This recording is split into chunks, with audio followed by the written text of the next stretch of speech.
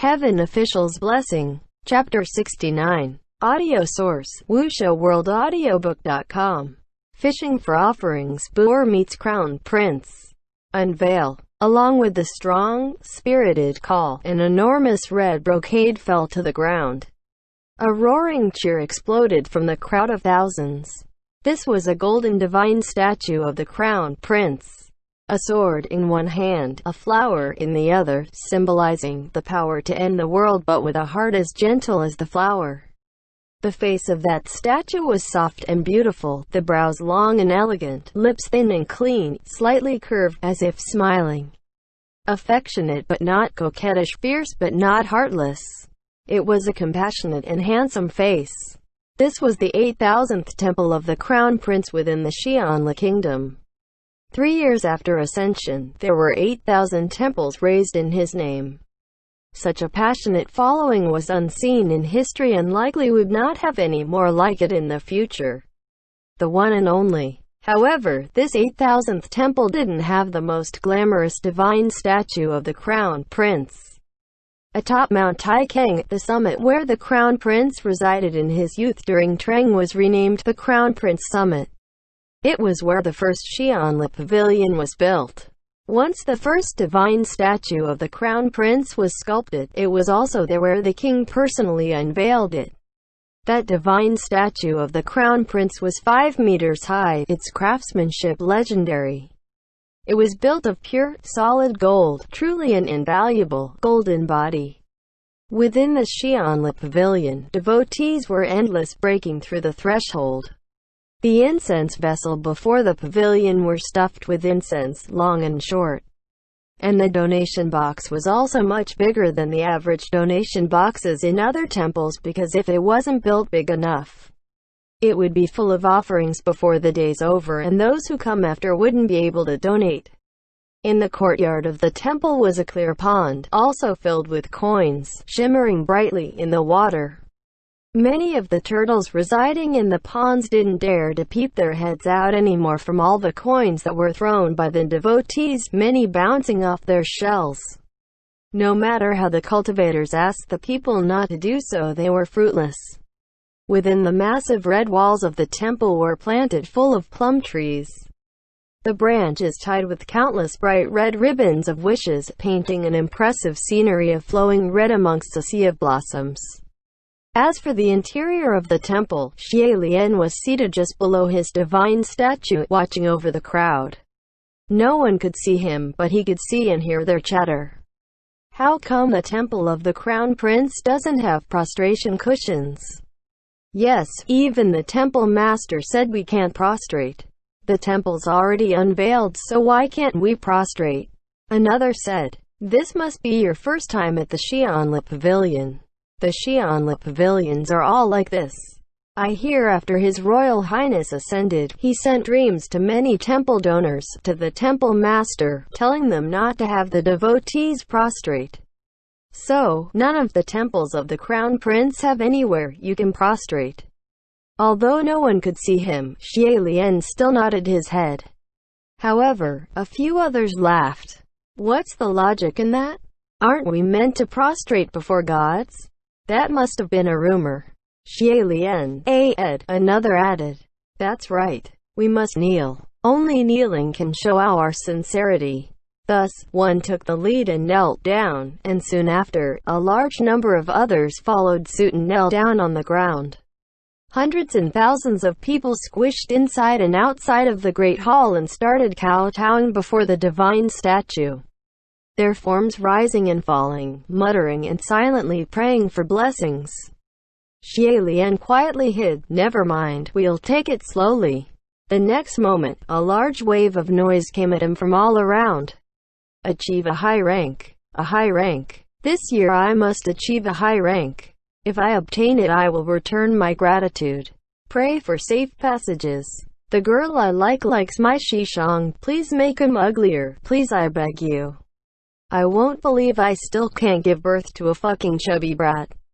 There were all kinds of prayers. Xie Lian was getting a headache just listening, and hurriedly casted a spell, blocking out those endless voices. His earside only just quieted down when there was yelling, and a man clad in black came running out from the back of the pavilion, his hands covering his ears. He roared, "What the hell are those prayers?" The devotees also didn't sense the appearance of this man and continued kowtowing. Xie Lian breathed a sigh, patted his shoulder, and laughed. "Feng Xin, thanks for your hard work." Such an exuberant Xianli pavilion. The number of prayers that Xie Lian could hear every day exceed thousands. At first, he was filled with the energy brought forth by the new position, had little care whether if the matters were big or small, and worked through them personally. After a while, there were really way too many prayers, so he'd split off a block and gave them to Feng Xin and Muqing. What were within his duties and what could be ignored. After filtering through the prayers, the two would pass over the important matters back to him. After filtering through the prayers, Muqing would report back without ever a complaint. But Feng Xin, on the other hand, just couldn't understand why there were so many who'd blindly pray over petty business. Even blessings for harmonious bedchamber matters were brought to the Xianli pavilion. Xie Lian is a martial god and certainly couldn't take care of such things. This kept up and offended other heavenly officials too, blaming them for taking matters they had no control over, taking devotees they had no business to take, to which Xie Lian couldn't rebut. Feng Xin still had his hands covering his ears, even if that gesture did nothing. "Your Highness, why do you have so many female devotees?" Xie Lian shook out his sleeves and remained seated within the clouds of incense, smiling. "What's wrong with having so many female devotees? Beauties like clouds, pleasing to the eyes." Feng Xin dropped his face. "Not good at all. It's like those female devotees had no other prayers than wishing to look nicer, marry nicer, give birth to a nice son. Nothing of importance. Just looking at them gives me a headache." Xie Lian grinned and was about to continue when suddenly there was a commotion among the crowds. The two looked to outside the hall and heard someone spoke with a low voice. "Prince Xiaojing has come, let's get out of here. Prince Xiaojing is here." Hearing Prince Xiaojing, it was like everyone heard. The devil. All dropped their faces and dispersed like birds. A moment later, it was like a tornado blew by, and all the devotees who were in the hall escaped. Soon after, a young man dressed in lavish brocade and a cape crossed the threshold swaggering, a glass gem lamp in his hands.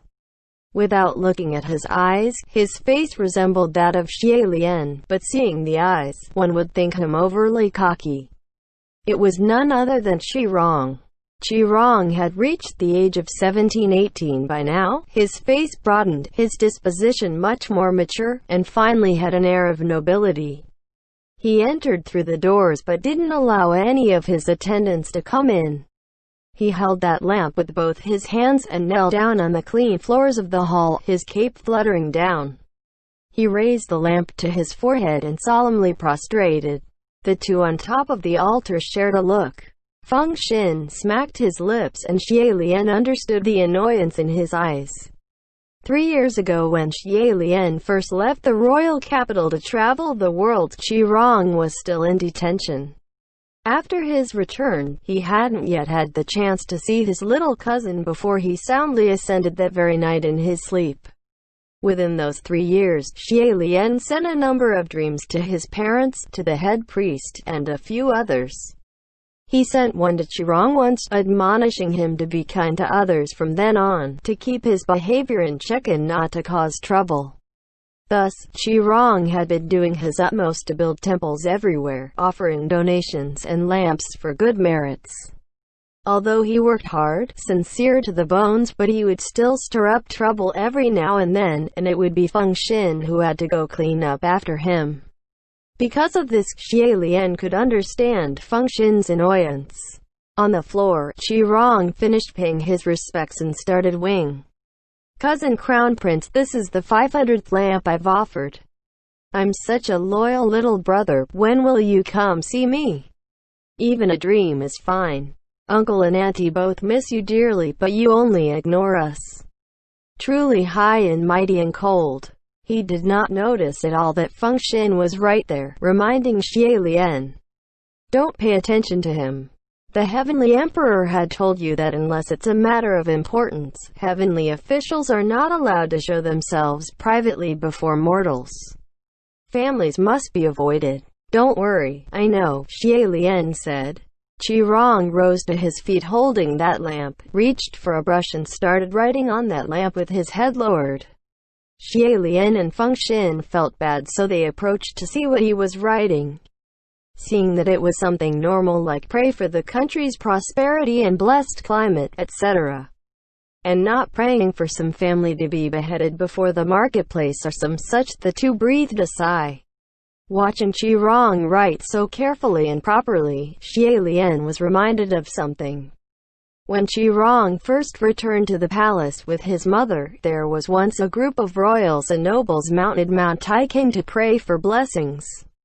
Qi Rong's mother was a returnee after having eloped with a lowly peasant and didn't dare to see anyone. But she always wanted blessings for her son, have him experience the world, and not stuffed inside like herself, turning into an ignorant nobody, so she begged the queen to bring Qi Rong along. Although it was already kept fairly low-key, but a royal scandal went around faster than an arrow, and there wasn't anyone in the royal capital who didn't know what happened to that pair of mother and son. Thus, along the way, many sons of nobles purposely left Qi Rong out, not playing with or talking to him. Xie Lian saw a swing set and ran over to play, and all the children of the same age ran after him, taking turns to push the crown prince on the swings, taking it as an honorable task. When Xie Lian was swung to the highest point, he subconsciously looked down and saw Qi Rong hiding behind his mother's shadow, a head peeking out, watching him with envy. Once they reached the great martial hall, the grown-ups, after having offered lights, moved to beg the head priest for fortunes, for deciphering their fortunes, and conversed amongst themselves, leaving the children within the hall to offer up small lamps for play. It was Qi Rong's first time meeting the queen and did not know she had already offered a light in his and his mother's name. He saw how beautiful the lamps were and wanted to offer one up for blessings too. He was young and didn't understand much, so he asked all those around how to write words of prayer for his mother. The children from Qi Rong's branch of the family already detested him.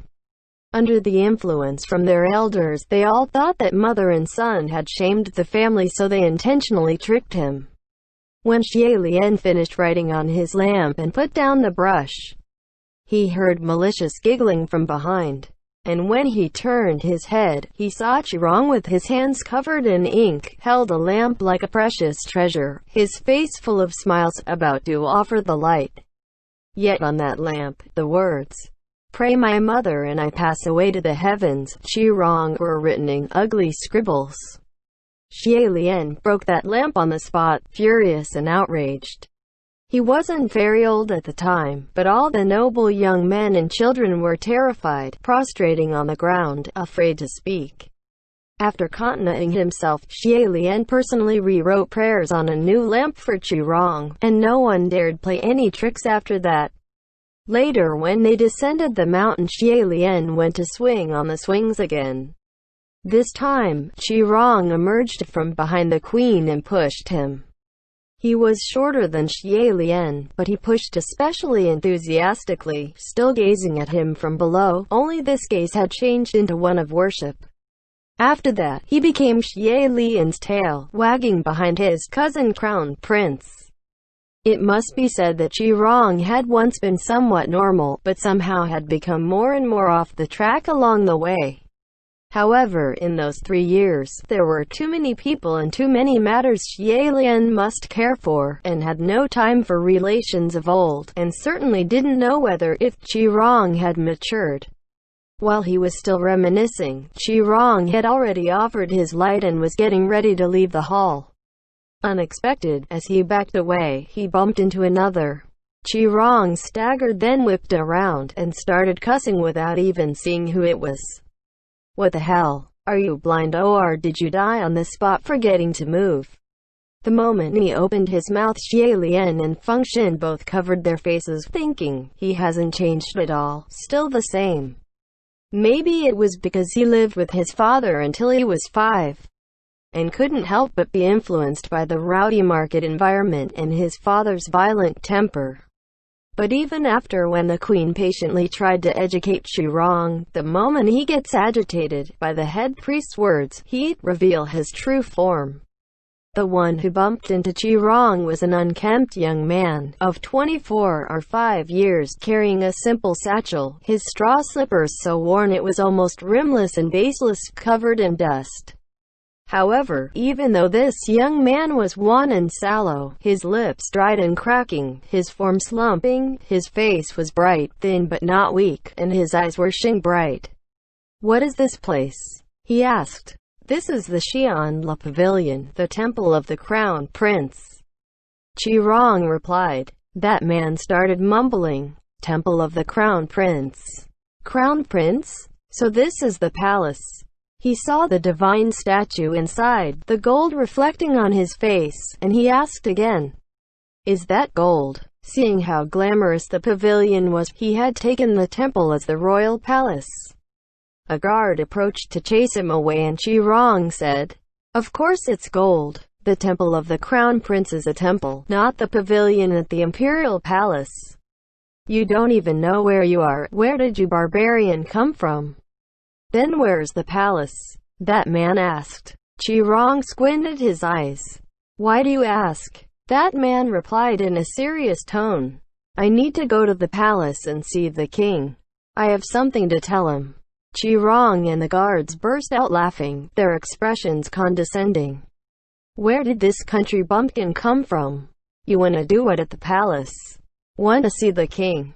Is he someone you can see just because you want to? They probably won't even let you through the gates when you get there."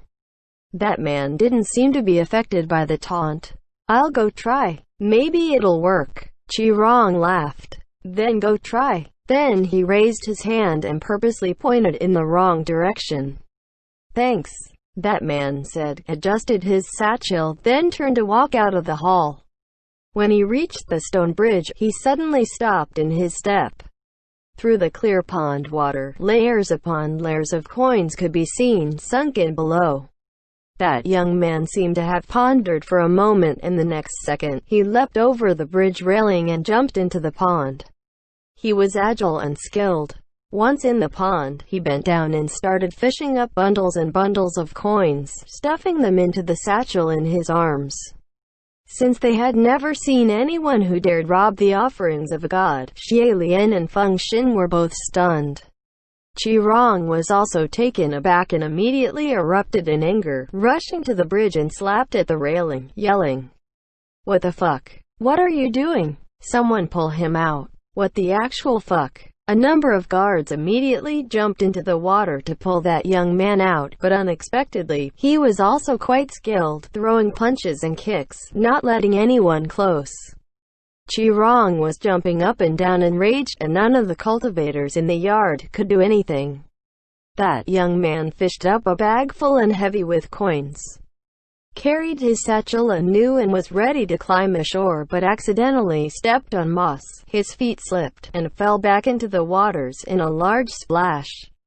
The guards thus took this chance to seize him, wrangling him back ashore.